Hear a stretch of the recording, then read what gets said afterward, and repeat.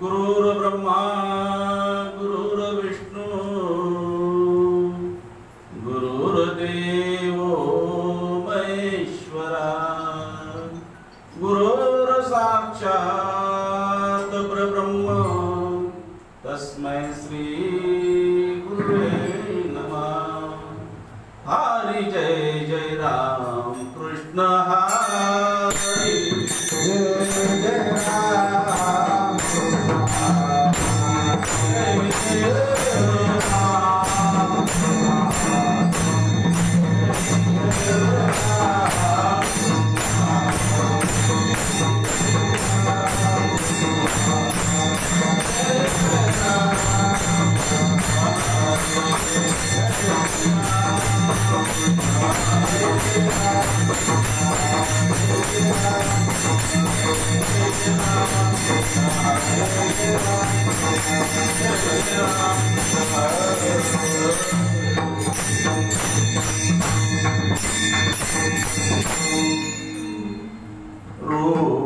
रूप पाहता लोचने सुख झाले हो साजने।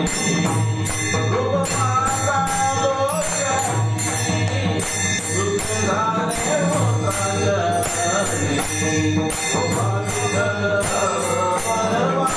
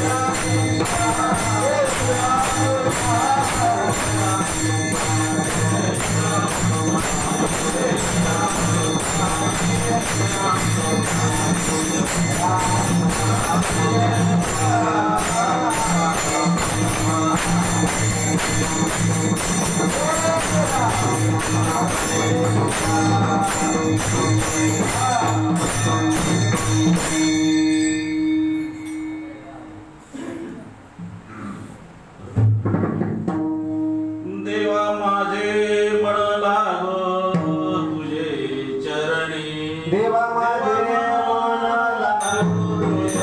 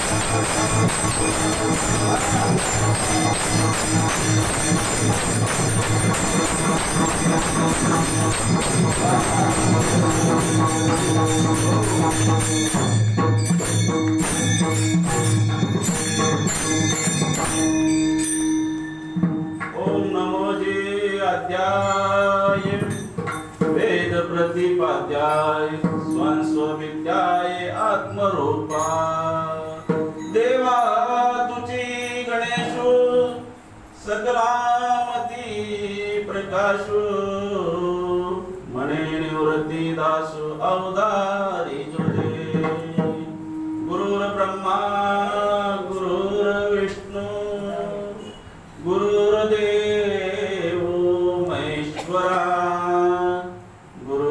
साक्षात् परब्रह्म तस्मै श्री गुरुवे नमः।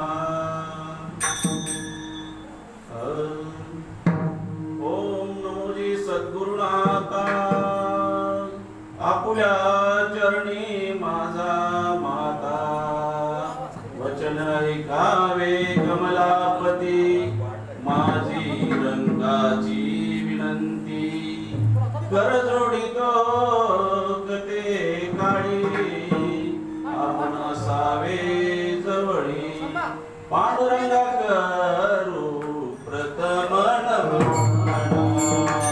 पांडुरंगा करू प्रथम नमन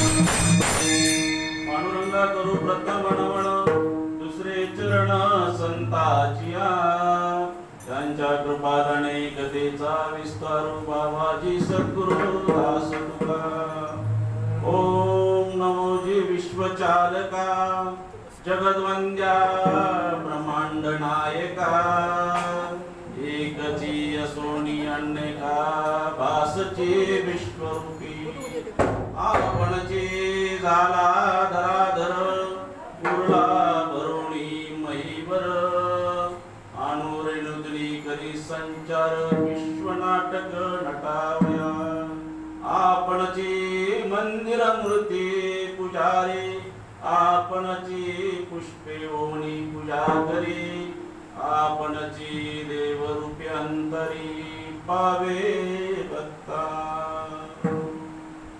ओम नमो ज्ञान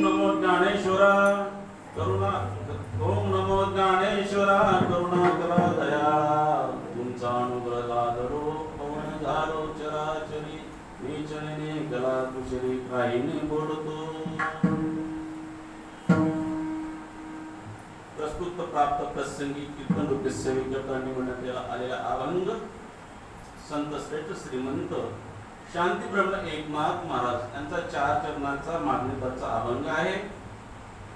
या अभंगामध्ये नाथ महाराजांनी मागण्या मागितल्या आहेत।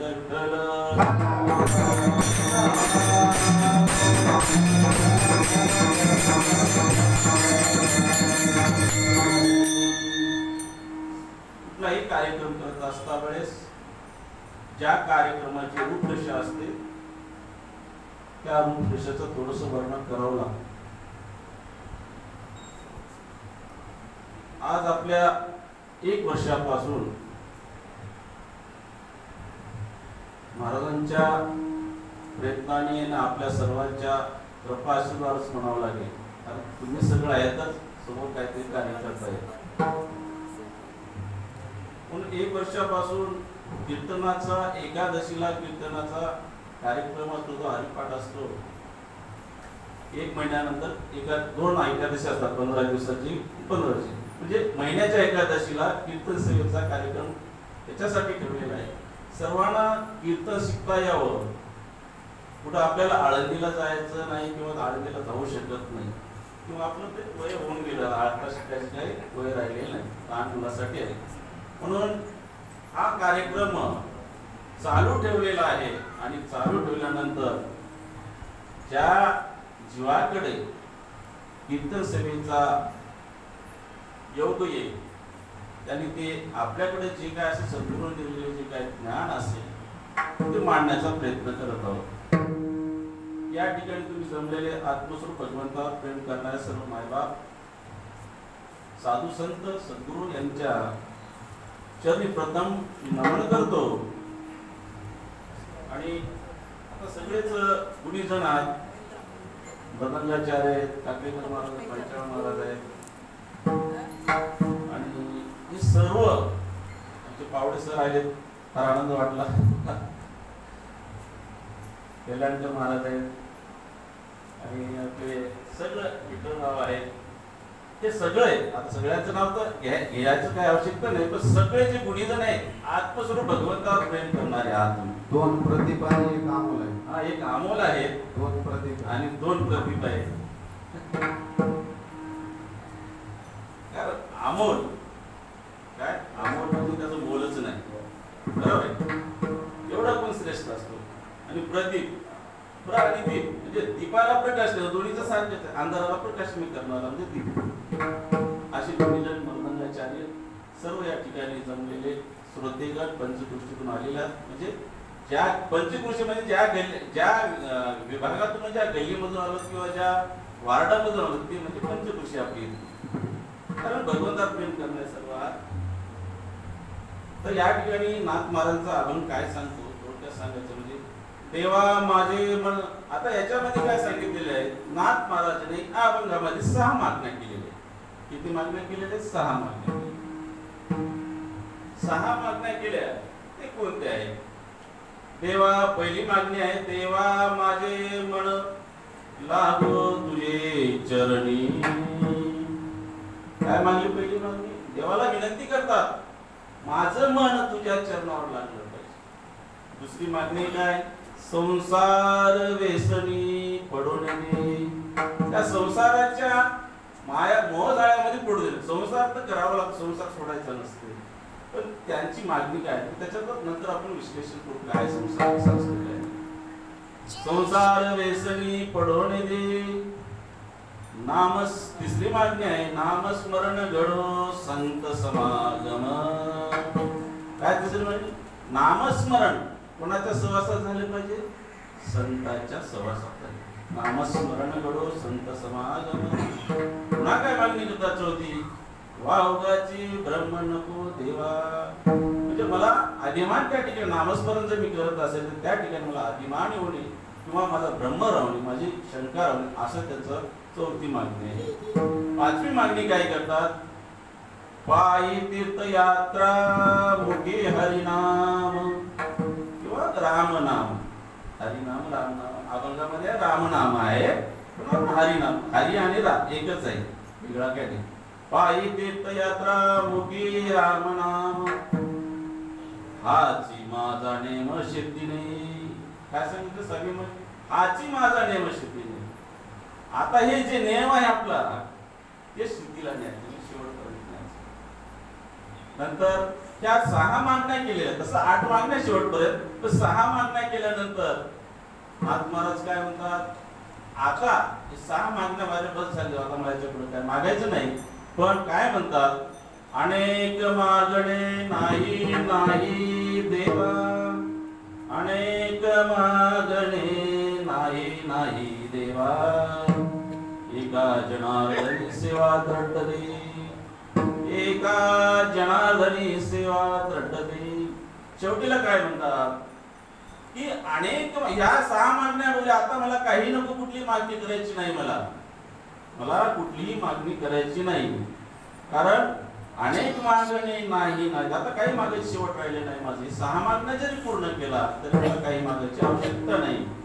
आणि एका जनार्दनी सेवा, हीच सेवा मला आयुष्यभर शेवटच्या श्वासापर्यंत टिकली पाहिजे, याच्यासाठी मागणी केलेलं आहे.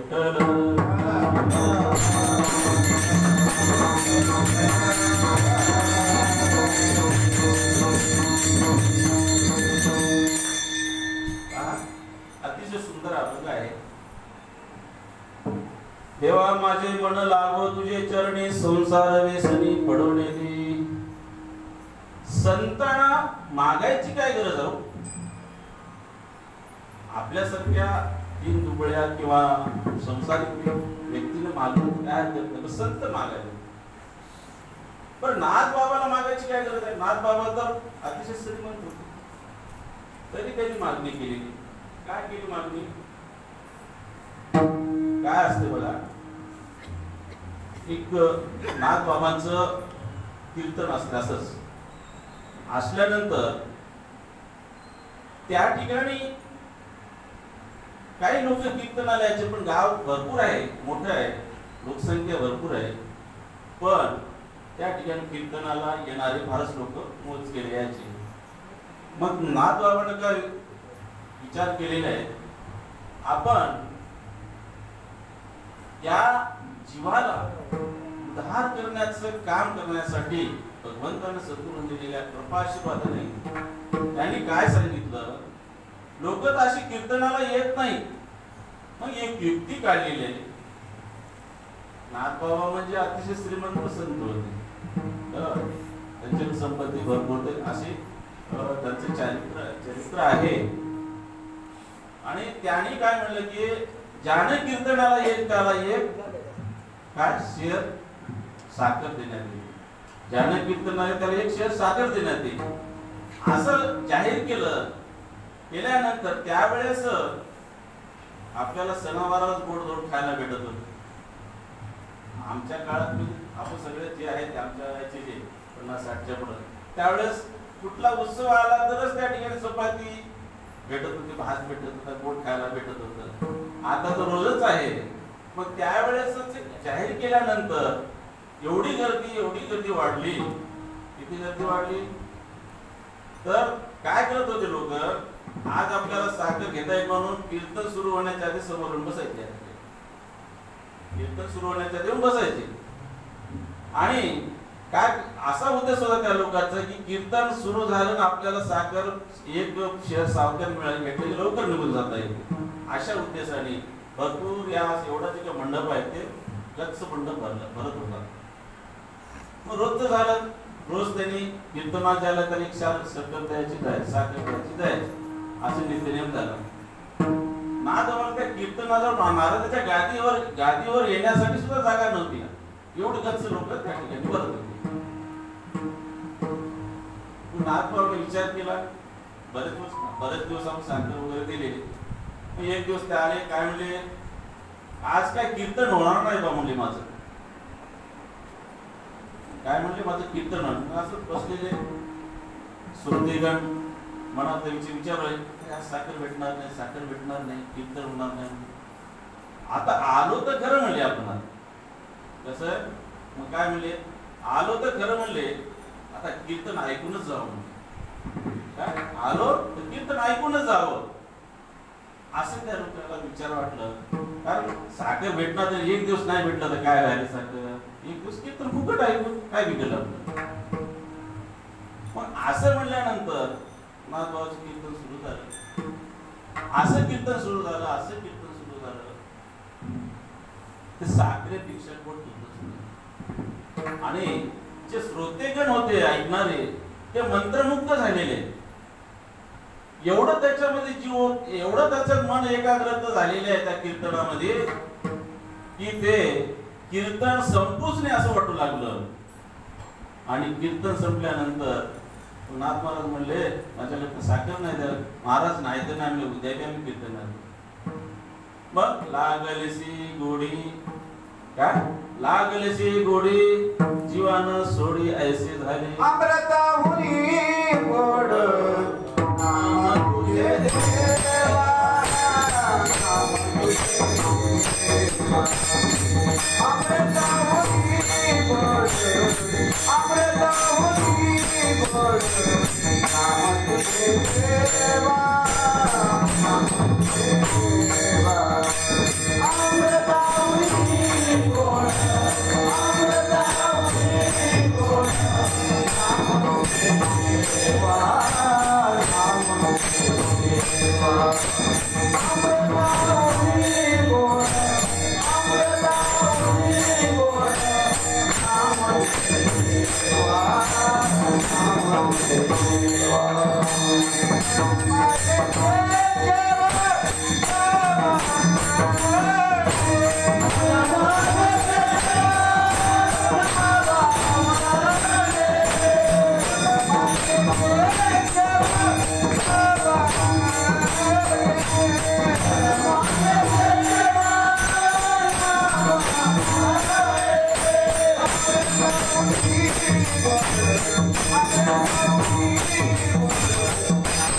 Yeah.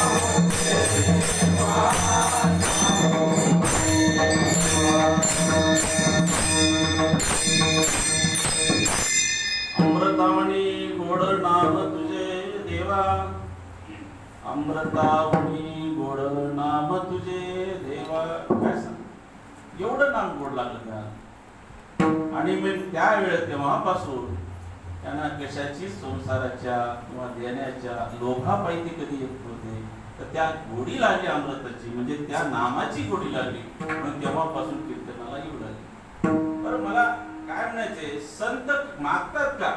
संताला काय कमी आहे का? संत मागणं म्हणजे आपल्याला वाटतं संताला कसं काय मागितलं.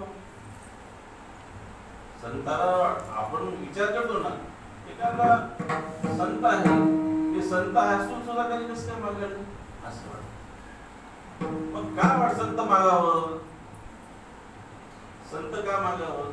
म्हणून त्या संतांनी मागतात कोणासाठी आणि मागले कोणासाठी? अभंगाच्या प्रथम चरणात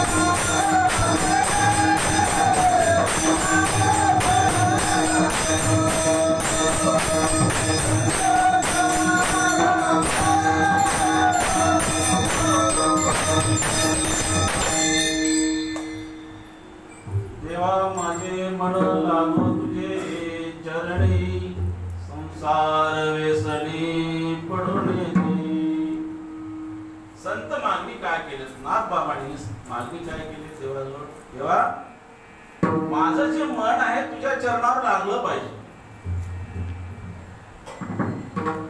आपण मागणी काय करतो, देवाकडे गेलं तर त्यांच्या चरणाची काही गरज पडत नाही. पण देवाला जे संत मागले म्हणजे आपल्यासाठी मागलेले आहे, ते स्वतःसाठी मागणी केली नाही. संत जे असतात, सद्गुरू जे असतात, स्वतःसाठी काहीच मागत नाही, तुमच्या आमच्यासाठी मागतात, आपल्याला मार्गदर्शन करण्यासाठी मागणी करतात. देवा माझे मन लागो तुझे चरणी, संसार व्यसनी पडवणे. का देवाजवळ याच्यासाठी मागता, देवा माझं जे मन आहे, माझं जे मन आहे तुझ्या चरणावर लागलं पाहिजे. कारण ज्या जीवाचं मन म्हणजे जीव म्हणजे आपण सगळे, जीव म्हणलं तर जरासं वेगळं वाटेल, पण अध्यात्मामध्ये जीव म्हणजे शरीराला जीव म्हणला गेलेला, जीव जात नाही. आत्मा जातो तर ते जीव गेलो म्हणतो. म्हणजे खरा अर्थ पायाचा असेल तर जीव म्हणजे शरीर आहे. म्हणजे ज्या जीवाला भगवंताच्या चरणाशी आस लागली असेल तर तो जीव देवाचे चरण मागतो. मग नाथ बाबाने देवाचे चरण याच्यासाठी मागितलेले आहे. मन कसं आहे आपलं, चंचलता किती आहे. लक्ष्मी चंचलता आहे, माकड चंचलता आहे, लहान बाळ चंचल आहे आणि मन सुद्धा चंचल आहे. या चंचल मनाला जर भगवंताच्या चरणावर लावलं तर सगळं काही प्राप्त होतं. जर आपल्याला ध्यान करायचंय, नामस्मरण करायचंय, एक चित्त करायचं असेल तर काय करावं लागेल आपल्याला, देवाच्या चरणावर मन लावावं लागेल. तर कशाला लागतं देवाच्या चरणावर मन, आणि त्या ठिकाणी भाव पाहिजे. चरणावर येण्यासाठी भाव पाहिजे, सगळ्यात महत्वाचा भाव पाहिजे. भाव नसेल तर काय होईल, म्हणी नाही भाव देवा मला पाव, देव नाही भाव म्हणे देवा मला पाव, देवाच्या नेते काय जाणार.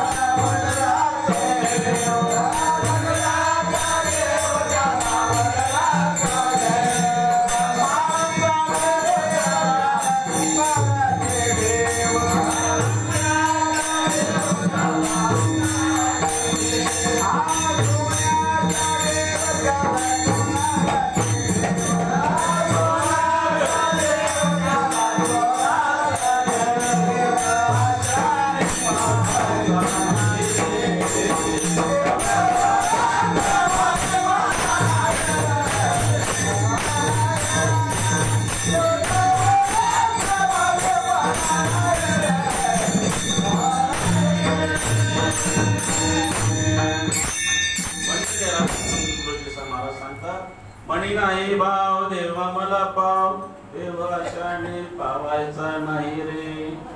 मनामध्ये जर भाव नसेल असेल आपला तर देव पावणार नाही किंवा देवाचं चरण सापडणार नाही. म्हणून त्याच्या सांगायचं मुख्यतः त्याच्यामध्ये भाव असला पाहिजे. आपला त्याच्यावर कशामध्ये असला पाहिजे, त्या मनामध्ये असला. तर आपलं मन कुठेतरी त्या भगवंताच्या चरणावर आपल्याला समर्पित करता येईल. प्रत्येक संतांना देवाचे चरण रथधुरा मागितलेले आहे, चरणाजवळ राहण्याची मागणी केलेली आहे. पंढरपूरला पायरीचा दगड व्हावं आणि या संतांचे चरण माझ्यावर पडावं, त्याची धूळ पडावं, अशी संत त्या ठिकाणी मागणी केलेली आहे देवाकडे. एवढं मागणी त्याच्यामध्ये त्या संतांचे मागितलेले की देवा कुठे जाऊ दे पण मी तुझ्याजवळ आलो पाहिजे. माझं मन जरी कुठे पडत असेल त्या मनाला माझ्या वळवण्याचं काम त्या संतांच्या चरणात, त्या संतांनी विचाराने त्या भगवंताच्या चरणावर यायला पाहिजे, असं त्यांचं उद्देश त्या संतांचा होता. मग काय, मन हे सैराट आहे. मन कधी एका जागी थांबणार नाही. मन हे कसं आहे, अतिशय चंचलता आहे मनाची. हव्याहून शीतळ, हव्याहून चंचल, पाण्याहून शीतळ. हव्यापेक्षा चंचलता आहे. आज या ठिकाणी बसलं, तुम्हाला त्या पंढरपूरला जायचं तर जाऊन आलं मन तुमचं, हव्यापेक्षा फास्ट पळतो आणि पाण्यापेक्षा निर्मळ आहे. पण या मनाला काय काम लावावं हे समजलं पाहिजे. मन कुठे जायला पाहिजे, आपलं काय काम करावं ते मनाला कळलं पाहिजे. मन हे आपल्या जीवाचा सारथी आहे. काय मन आहे, मग सगळ्या गोष्टी या मनावरच चालतात. हे 3.5 हाताचं ध्येय जरी असेल, त्या सृष्टीवरचं कुठले जर कार्य असेल त्या मनावरच होत असतं. आज या ठिकाणी मी कीर्तन करवतो, माझं ध्येय करतं का कीर्तन? अंतर मन तुमचं आधी त्या ठिकाणी वाचा निर्माण करते आणि त्या वाचेमधून, त्या शब्दामधून, या सगुण रूपामधून, या जे आकाराचा जे गुणधर्म आहे त्या ठिकाणी माझं त्या मुखामधून बोलून घेते, त्या तोंडातून बोलले जाते. आपण श्रवण करत आहात, कानाला ऐकू येते का? डोळ्याला दिसते का? आधी त्या मनाला दिसते. मन लागो रे माझे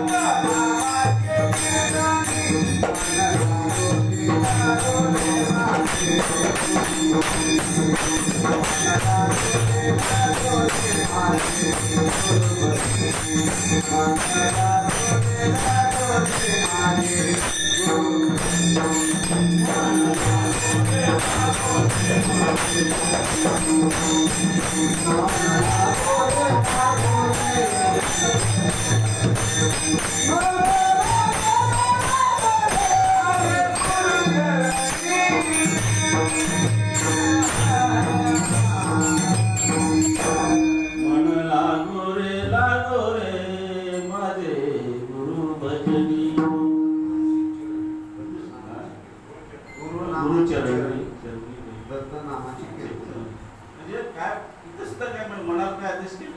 अरे म्हणा, तू कोणाच्या चरणाला लागणार आहेस? गुरुच्या चरणाला लाग. जो व्यक्ती जो मनाला आकळेल त्या मनाचे कार्य जर त्या भगवंताने संतांनी सांगितलेल्या विचारावर मन आपलं काम करत असेल तर आपण कुठेतरी एका रेषेमध्ये बसलो आहोत, एका रेषेने चाललेलो आहोत, संतांच्या मार्गाने चाललेलो आहोत. तर संत सांगितले आणि आपण चालू दुसरीकडे. आयुष्यभर कीर्तन ऐकलं, आयुष्यभर भजन केले, काय शून्य. कारण मनाच्या मागे पळालो आणि मनाच्या मागे पळाल्यानंतर काय होईल? मन नेतो हे 184, मन नेतो हे स्वर्गवासी. मनाची शक्ती किती अपार, मन हे करीतसे भवपार. मनाची शक्ती किती अपार, मन हे करीतसे भवपार. मन हे नेतो स्वर्गवासी, मन हे नेतो 184, मन हे नेतो वैकुंठासी, मन हे नेतो वैकुंठासी. मनाची शक्ती किती अपार, मन हे करीतसे भवपार. मनाची शक्ती किती आहे? एका मनाला आपण काय काम दिलं ते काम काय करायचं. जर आपण मनाच्या मागे 184चा भोग भोगावा लागते. जर संतांनी सांगितलेल्या विचारावर आपण चाललो नाही, सद्गुरूंनी सांगितलेल्या आपल्याला त्याच्या विचारावर जर चाललं नाही तर कुठं जाणार आपलं मन? 184ला जाणार. 184 म्हणजे हा मनुष्य देह सोडून इतर जन्माला जाणे म्हणजेच 184. एक एक येवणी कोटी कोटी करा, मग लागे मानवाचा आहार. कोणा जीवाला आहे ते 1 कोटी एवढी मिळायचं. जो 184चा जीव आहे त्याला ते सगळं जीवाचा जन्म घेऊन शेवटीला मनुष्य देह निर्माण होतो. अध्यात्म सांगतो, सगळे संतांनी सांगितले, सगळ्या शास्त्रात लिहिलेले, पण आपण त्याचा विचार तेवढा जास्त करत नाही म्हणून आपल्याला लक्षात येतो. आणि जो जीव आहे मन नेतो वैकुंठ असते. जो जीव आहे संतांच्या सहवासात राहिला, संतांचे विचार ऐकले, सद्गुरूचे विचार ऐकले, आणि तो जीव त्याप्रमाणे जर वागला तर पुन्हा जन्म मनुष्याला म्हणजे वैकुंठला येईल.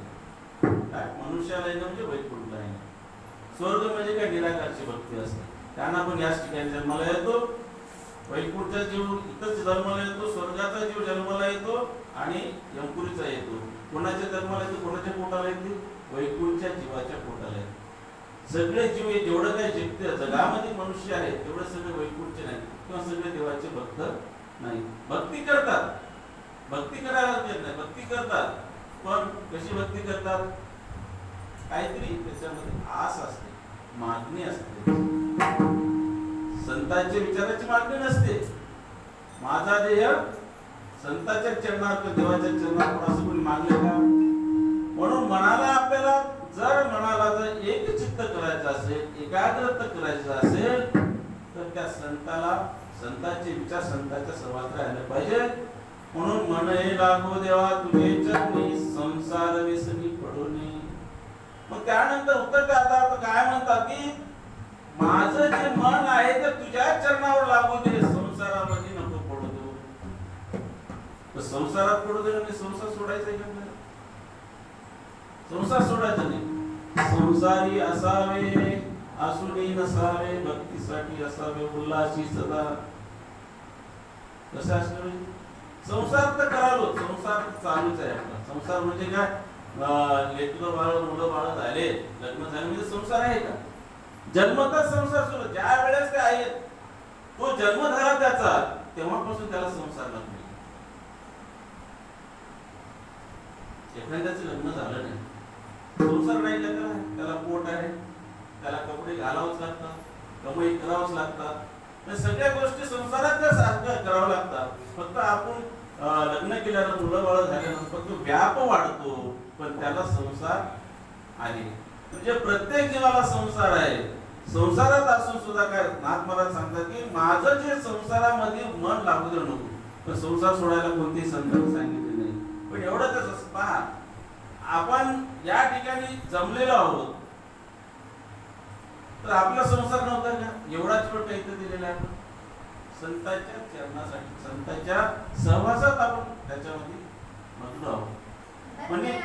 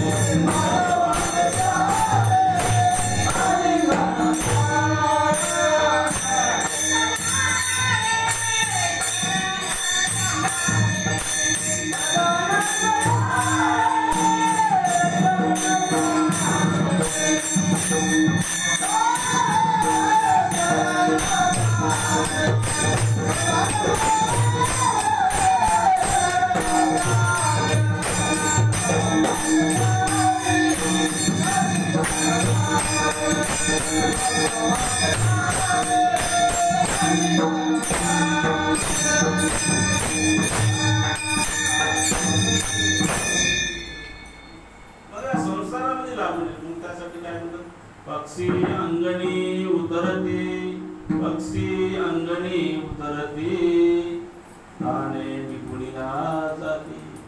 काय जसं पक्षी आपल्या एखाद्या वाळू गाडलेला असेल किंवा धान्य टिकायचं असेल, ते काय पोट भरायचं असेल पक्षात, ती काय करतात, येतात आणि ती दाणे खातात आणि निघून जातात. असं मनुष्याला संसारात असलं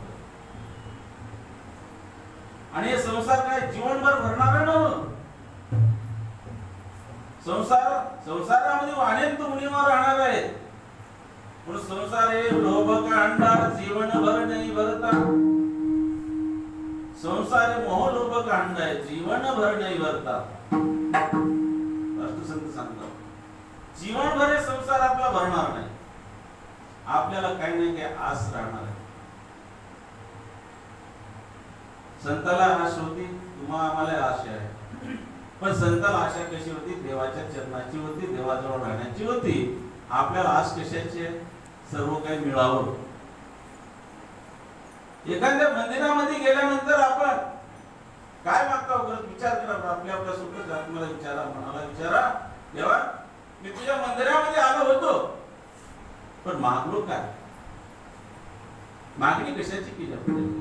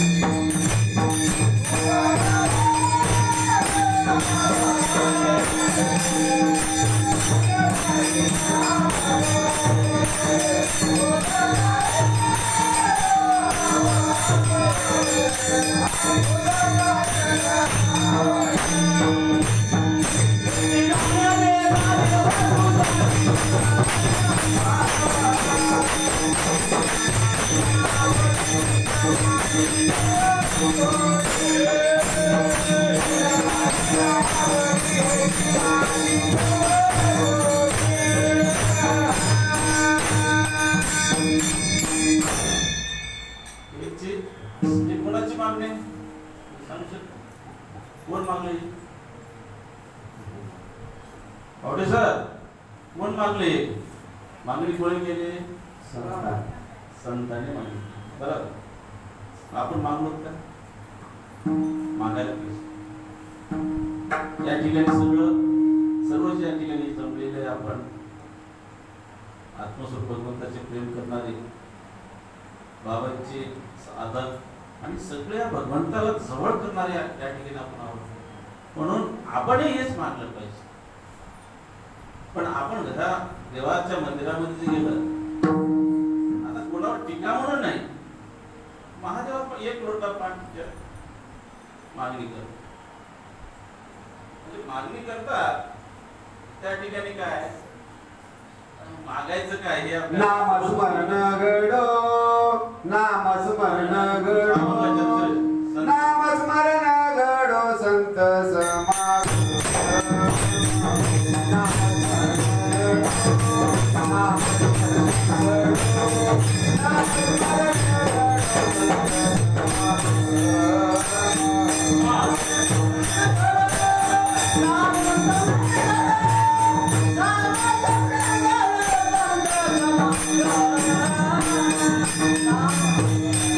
Oh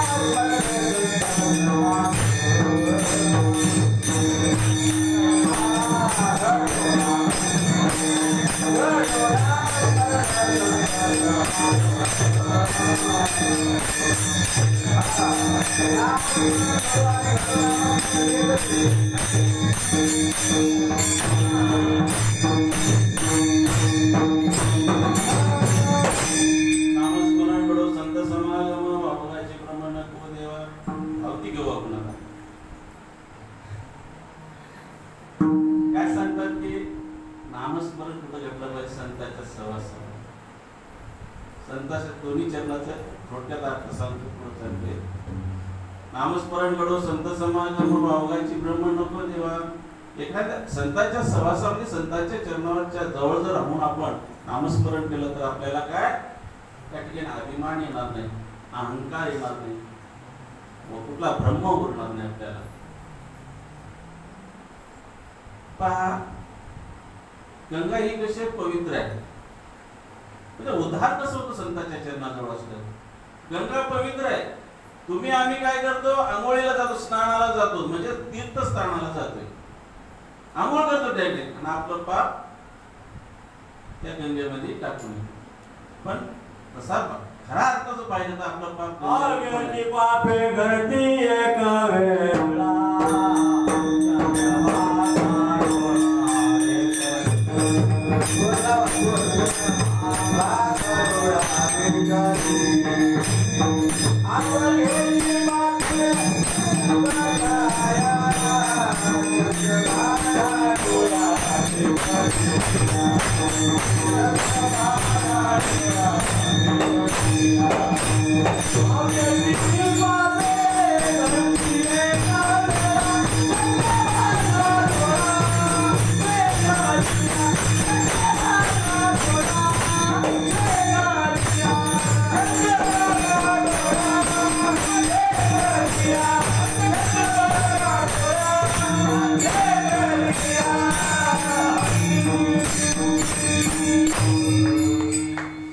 नामस्मरण घडो संत समागम.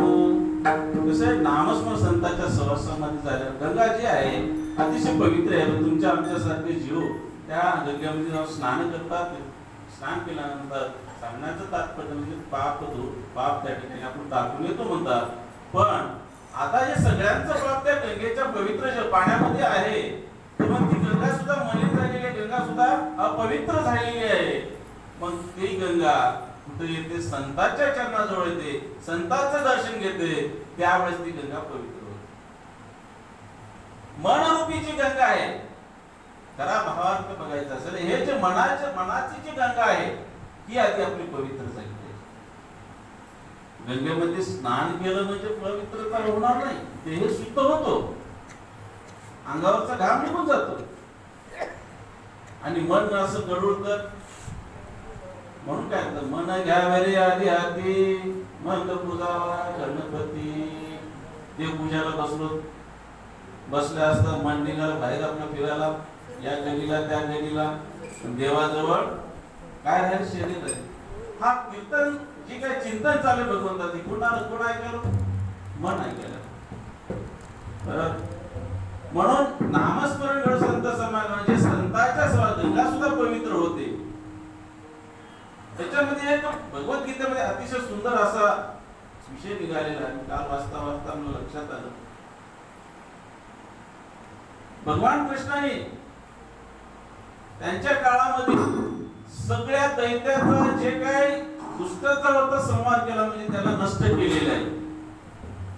ते सोबत कोणाला घेतलं होतं? यादव कुळाला घेतलं. याचा कृष्णाचा कुळ कोणता? यादव कुळ. बरोबर.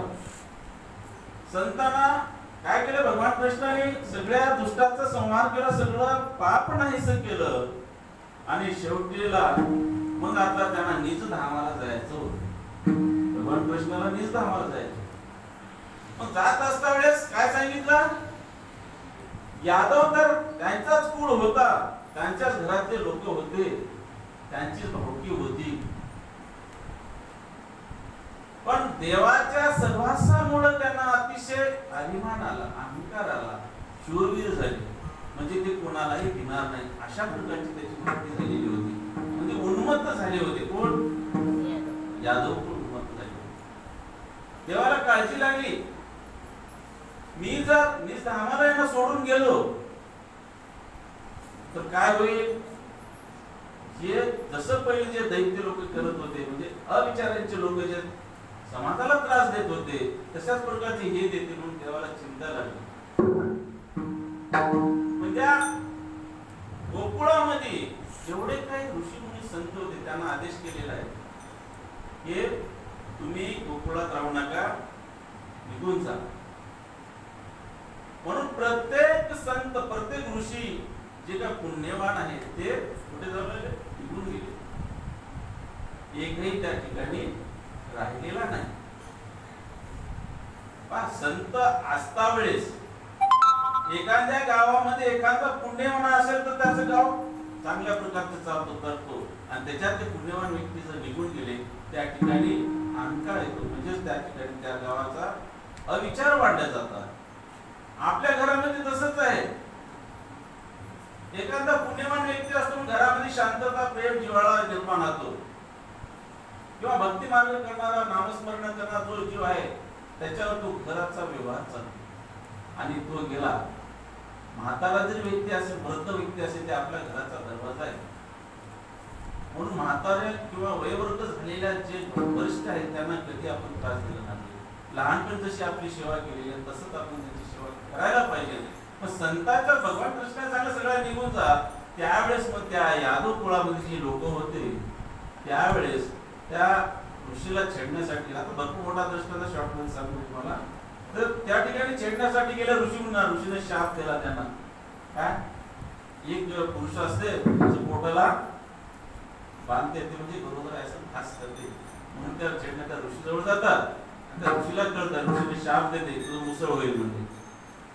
मग ते मुसळ जन्म होतं. म्हणजे यादव कुळा नाश होण्याचं कार्य काय?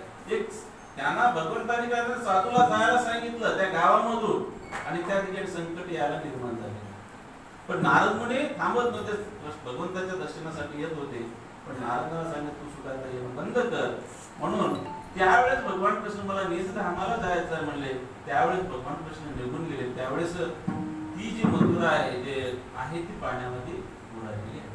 आता सांगतो म्हणजे याचा सांगण्याचा अर्थ की संतांचा सहवास असणं अनेकाचा उद्धार होतो. भक्त प्रल्हादाचा उद्धार झालेला आहे, वाल्यांचा झालेला आहे, ध्रुवबाळांचा झालेला आहे. कोणाचा उद्धार नाही झाला? तुमचा आमचा सुद्धा उद्धार. संतांच्या समाजामध्ये असेल म्हणजे त्याच्या नामस्मरण जरी करायचं असतं तर आपल्याला अभिमान आला पाहिजे. एखादा मी नामस्मरण केलो, एखादा मी जास्त शास्त्र सांगणार पंडित झालो, मला त्या ठिकाणी अभिमान, अहंकार निर्माण होतो. तर संत आणि सद्गुरू जर समोर असेल तर माझं नाही ते त्याचा आहे मला, तर त्या ठिकाणी आपल्याला अभिमान आहे, तो टिकून राहतो आपल्याजवळ. ज्ञान हे टिकून राहतो. आपल्याकडे काहीच घ्यायचं नाही. करताय करविता तो आहे, फक्त मी निमताशी कारण आहे. ज्यावेळेस अर्जुनाला युद्ध कराल का, अर्जुन युद्ध कर, अर्जुन मला मी युद्ध करत नाही, त्यावेळेस काय म्हणले, तू कोण करणार युद्ध? मी करणार आहे, तुला काय देणे घेणं नाही. फक्त मी सांगतो तेवढं कर. म्हणजे सहवास संपणाचा होता, संतांचा होता, देवांचा. म्हणून नामस्मरण घडो संत समागम. वावकाचे ब्रह्म नको देवा, म्हणजे ब्रह्म होणार नाही संतांच्या सोबत. नसेल तर आपल्याला ब्रह्म निर्माण होतो, अभिमान निर्माण होतो.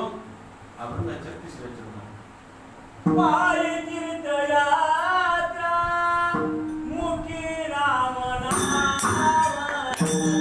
पायी तीर्थयात्रा मुखी राम नाम, पायी तीर्थयात्रा मुखी राम नाम, पायी तीर्थयात्रा राम मुखी नाम, पायी तीर्थयात्रा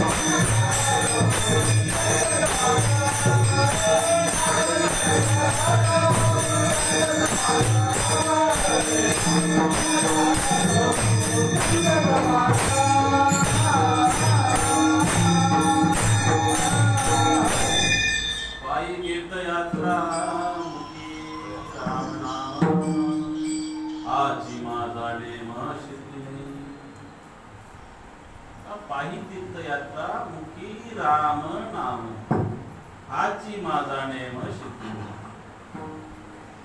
आता आपली यात्रा झालेली बघा, यात्रा होऊन 15 दिवस झाले असेल तर आषाढी एकादशीला त्यामुळे आपली यात्रा संपली.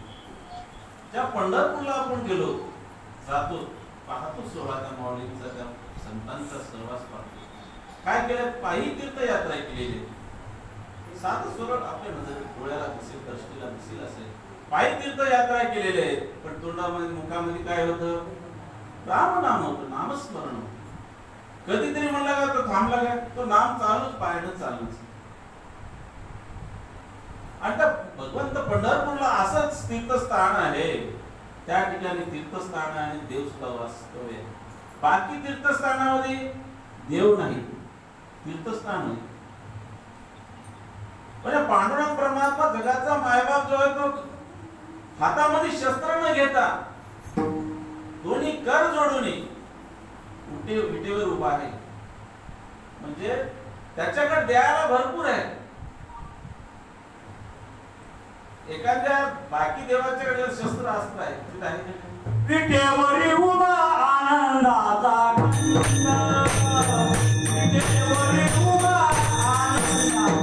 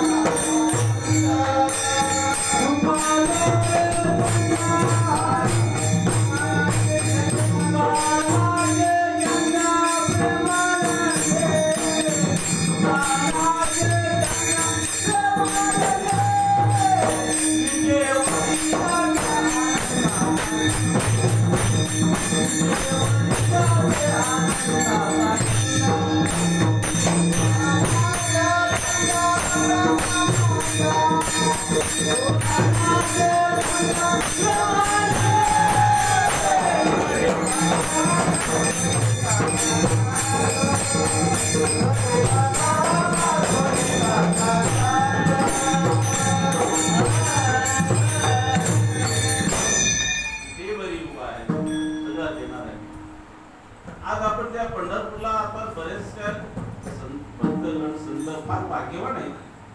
प्रत्येकाने यात्रा करणं आयुष्यामध्ये आल्यानं एक वेळेस तरी आपण त्याची यात्रा केली पाहिजे, पंढरपूरला गेलं पाहिजे.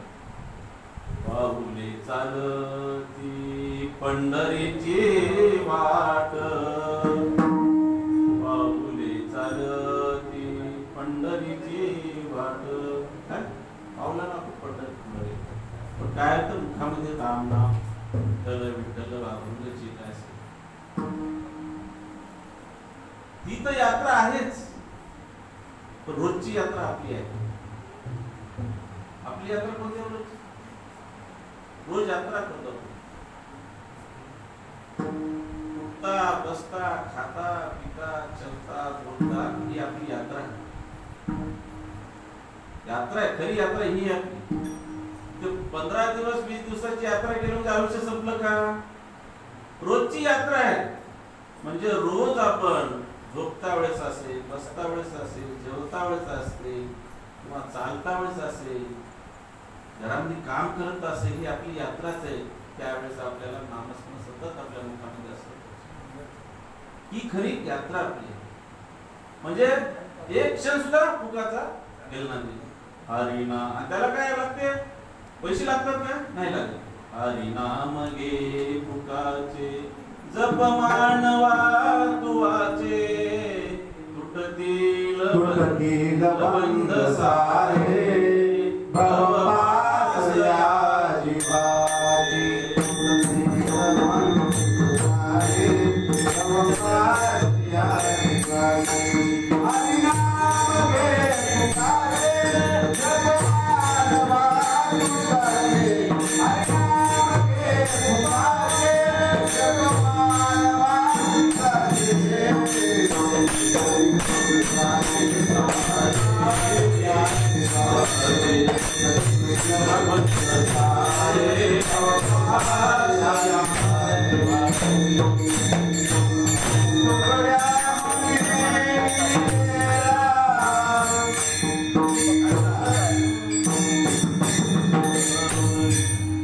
हरिनाम घे फुकाचे जप मानवा तुवाचे, तुटतील बंध सारे भवपास या जीवाचे.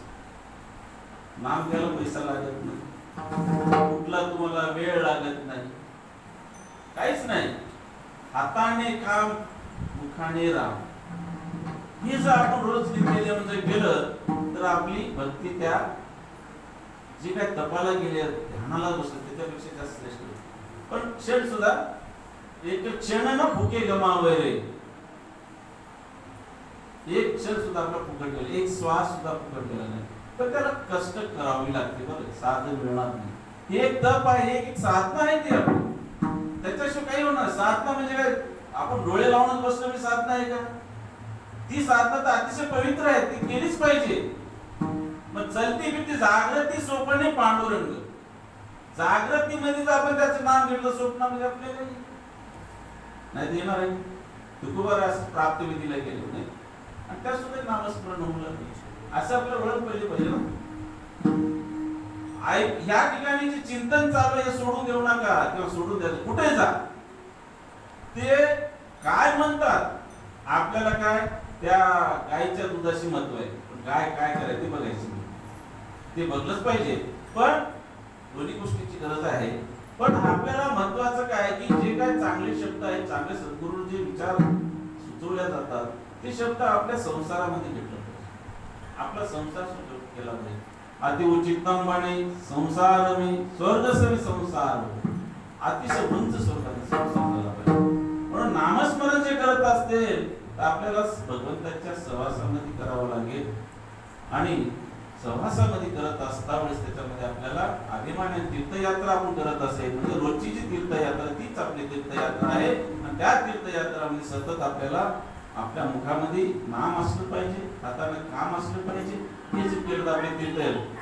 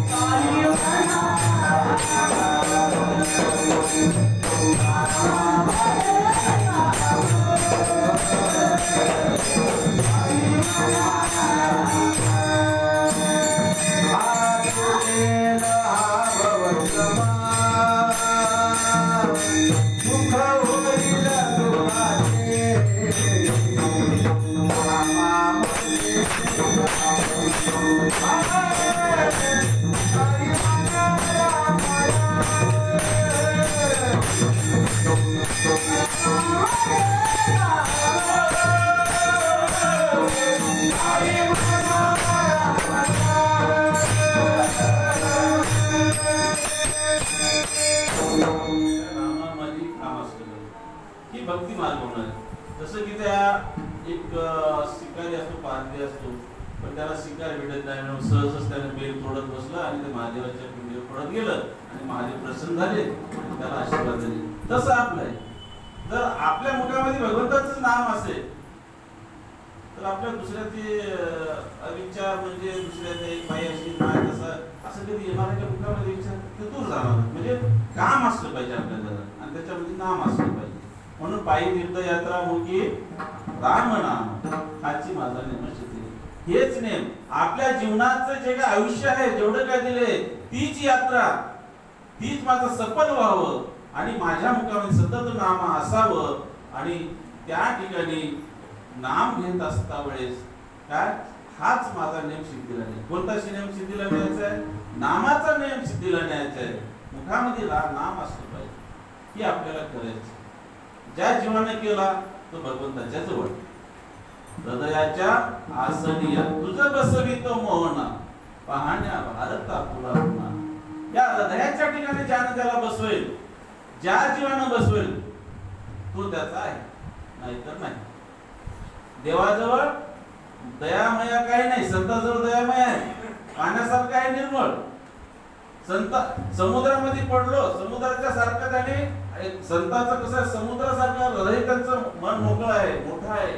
पण आपण समुद्रामध्ये एखादा पडला तर काय होणार? बुडणार. संतांच्या सहवासात गेलं तर तरणार, सद्गुरूच्या सहवासात गेलं तरणार आहे. म्हणून जे काय करायचं असेल एवढंच विनंती सांगतो. मी सांगणार संतांनी मला सद्गुरूची बुद्धी दिली की आपण रोजच्या व्यवहारामध्ये नामस्मरण केलं पाहिजे. कामात रामनाम म्हटले पाहिजे. स्वयंपाक करतात विठ्ठल विठ्ठल जे काय देवाला म्हणा, जे काय भक्ती असेल त्या मंत्र, सद्गुरू मंत्र असेल त्या मंत्राचा करतात. पुरुषाने सुद्धा काम करत असेल. आता गाडीवर चालू आपण, माझं काय होतं तुम्ही सांगतो. मी जेव्हा गाडीवर बसतो ना, जातो मी ऑफिसला, त्यावेळेस एक अभिमान म्हणून नाही, माझ्या मुखामध्ये सतत कुठलं तरी भजन तरी असते किंवा कीर्तनाचं पाठांतरी म्हणल्यासारखं एक चिंतन करतो. त्याचं कसं करावं काय, हे कीर्तन करायचं म्हणजे काय, असं कीर्तन पंडित नाही, पण मी सतत त्याचं चिंतन केलेलं आहे, शास्त्राचं वाचन केलेलं आहे. म्हणजे मला काहीतरी त्या ठिकाणी येतं, म्हणजे चालत असतं. ऑफिस मध्ये गेलं तरी हेडफोन लावतो, कामाला काम चालू आहे चालू होते मोबाईल मध्ये, म्हणजे रिकामा वेळ माझा जात नाही. घरी गेलं तरी कुठलं काहीतरी वाचत बसतो. अभिमान म्हणून एक मी करतोय असं, पण आपण ते तसंच केलं पाहिजे. म्हणजे पायी तीर्थयात्रा मुखी राम नाम हाची माझा नेम. हाच देवाला विनंती करतात, हाच माझा नेम पुढे नेतात. बाबाने सांगतात ही जी सामान्य आहेत माझा पूर्ण कर. आणि या ठिकाणी असं सांगू सुद्धा नाव म्हणून आपण तेच करायला पाहिजे. थोडं आपण भजन करतो.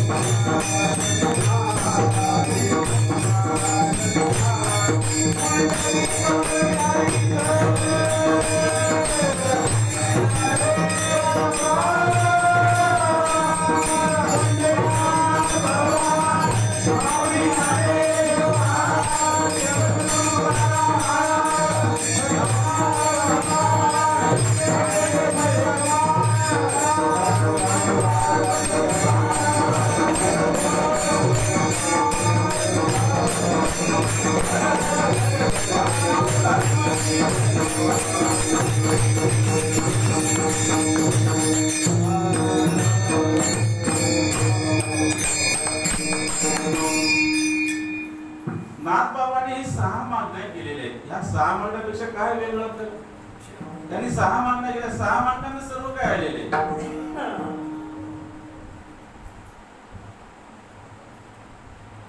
आणि 6 मागण्या केल्यानंतर आता नाथ बाबा काय म्हणतात?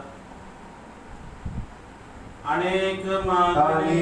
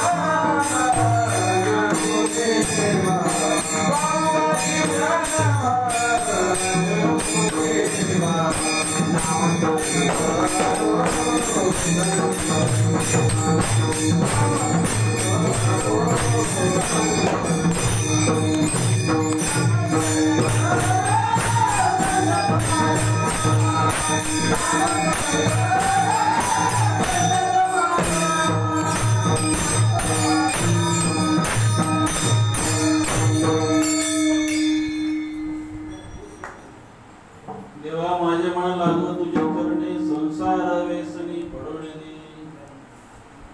काय सांग देवा माझे मन लागू तुझ्या चरणी संसार वेसनी पडवणे दे. पुन्हा काय सांगतात दुसऱ्या अभंगामध्ये दुसऱ्या चरणामध्ये काय म्हणतात? पायी तीर्थयात्रा मुखी राम नाम आजची माझं नेम सिद्ध नाही. शेवटी जे नाथबाबांचं म्हणणं आहे, या 6 ज्या मागण्या केलेल्या आहेत ते रास्त मागण्या केलेल्या आहेत, तुमच्या आमच्यासाठी मागणी केली. त्याने मार्ग दावून गेले, दयानिधी सर्व ते मार्ग दाखवले. कशासाठी? आपल्या जीवनासाठी हो, त्यांना काही गरज नव्हती. म्हणून ह्या सगळ्या मागण्या तुमच्या आमच्यासाठी आहेत. शेवटीला सांगतात, हे ज्या मागण्या माझ्या पूर्ण केलं तर मला याच्यापेक्षा काही लागत नाही, देवाला असं विनंती करतात. खरंच आपलं जर आपल्यानंतर तशाच प्रकारच्या मागण्या केल्या तर आपल्याला काही लागते का? आपल्या घरामध्ये सगळं धन संपत्ती किंवा सगळं आहे, अजून काही घ्यायची आशा राहील का? नाही ना. तशाच प्रकारचं आपल्या जवळ संतांच्या चरणासाठी किंवा संतांच्या सहवासामध्ये राहून सगळ्यांच्या कृपा आशीर्वादानं आपण त्या या जीवाचा जर उद्धार करून घ्यायचा असेल, आपल्या नामाशिवाय गत्यंतर सोपं आहे. आता भक्ती कोणती सोपी आहे? ती नामाची भक्ती सोपी आहे. आपल्याला तप करणं होत नाही, जंगलात जाणं होत नाही, किंवा एका ठिकाणी घरामध्ये जे बसून राहा म्हणलंय 2 तास तरी बसणं होत नाही. मग त्याच्यासाठी सोपा मार्ग नामाचा आहे. चलता फिरता बसता कुठेही समजा त्याला आहे का काही कळलं. ह्या सगळ्या जर मागण्या केल्या तर आपल्या जीवाचा उद्धार होईल, जीव पावन होईल. पुढच्या जन्मी हाच कीर्तन अशाच प्रकारचं ऐकण्याचं तोडकं मोडकं कीर्तन नाही, जे काही हेच अशा प्रकारचे कीर्तन ऐकायला आपला जन्म या ठिकाणी व्हावं. म्हणून काय म्हणतात, तो होता रामराजा, आम्ही वाण्याला चतुर, तो होता कृष्ण, त्यावेळेस आम्ही गोपाळ. म्हणजे जशी सृष्टीची निर्मिती झाली तेव्हापासून तुमचा आमचा जन्म आहे, पण आपल्याला भुलीची अवस्था आहे. काय सांगतात, मूळस्तंभ अध्यात्म सिद्ध सद्गुरू चंद्रवती महाराजांनी सांगितलेलं आहे. अतिशय सुंदर त्याचे चिंतन आहे. आता रोज चालू आहे, पण काल काही कामाला वेळ भेटला नाही. म्हणजे ज्या वेळेस सृष्टीची भगवंताने निर्मिती केली आहे तेव्हापासून तुमचा आमचा जन्म आहे, फक्त आपण विसरतो. भुलीची अवस्था आपल्याला. आईच्या गर्भात अवस्था देवासोबत संबंध होता, देवासोबत बोलत होतो, जन्म झाला की विसरलो. म्हणजे रडायला लागतो, गवा गवा म्हणतो, देवाला सोडून की गवा काय म्हणतो.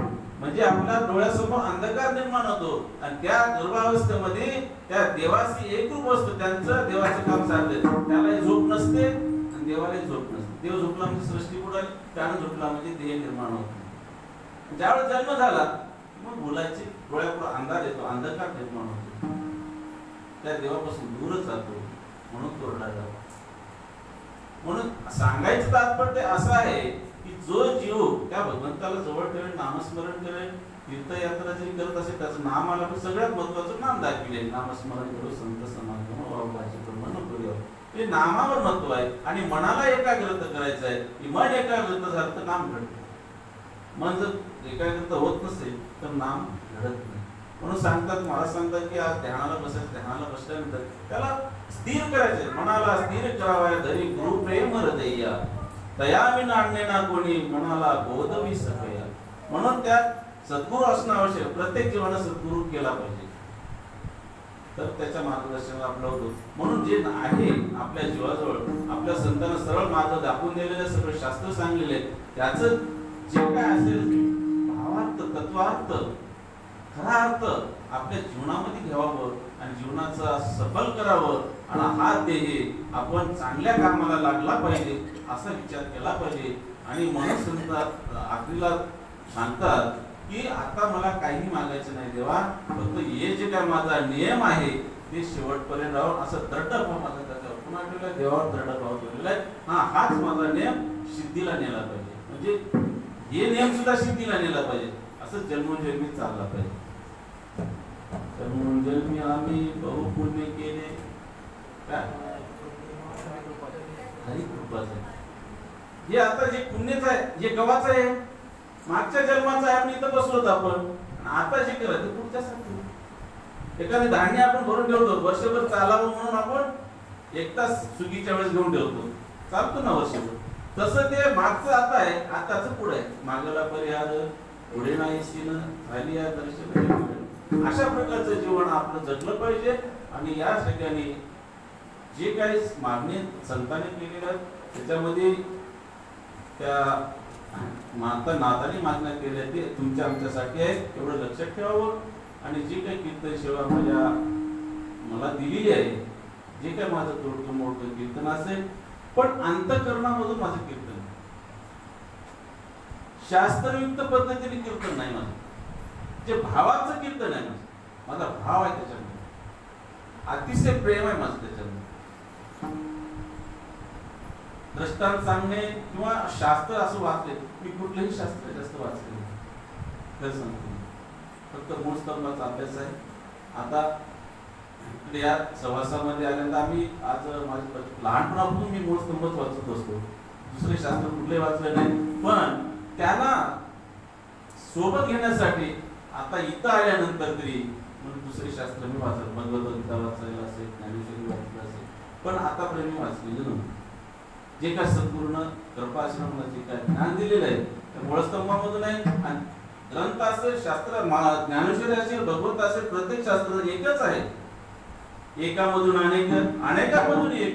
इस्लाम वेगळं काय नाही, संत एकच आहे, भक्ती एकच आहे, तत्व एकच आहे, देह भिन्न आहे. तत्वाने एक आहोत, त्या जगात प्रत्येक तत्वाने एक आहे, पण देहाने भिन्न आहे. कोणी कोणा भेद नाही, सगळे एकच आहे. म्हणून जे काय ज्ञान त्या सद्गुरु कृपेनं तुमच्या कृपा आशीर्वादांची काय मला बोलायची आज विज्ञानसेवेची संधी मिळाली आहे, मी तुमचा आभारी आहे. आणि जे जे चांगलं आहे ते संतांचं सद्गुरूंचं आहे. जे काही माझ्या मुखामधून कुठलं समजा अविचार केले असतील किंवा जे काही शब्द केले असतील ते माझे आहेत, ते माझ्या वाणीचा दोष आहे. तरी तुम्हाला जाता जाता एवढंच सांगतो, प्रत्येक जीवानं आपण घराच्या बाहेर पडल्यानंतर त्या भगवंताचं, त्या फोटोचं दर्शन, त्या मूर्तीचं दर्शन घेण्याची बाहेर पडू नका. का?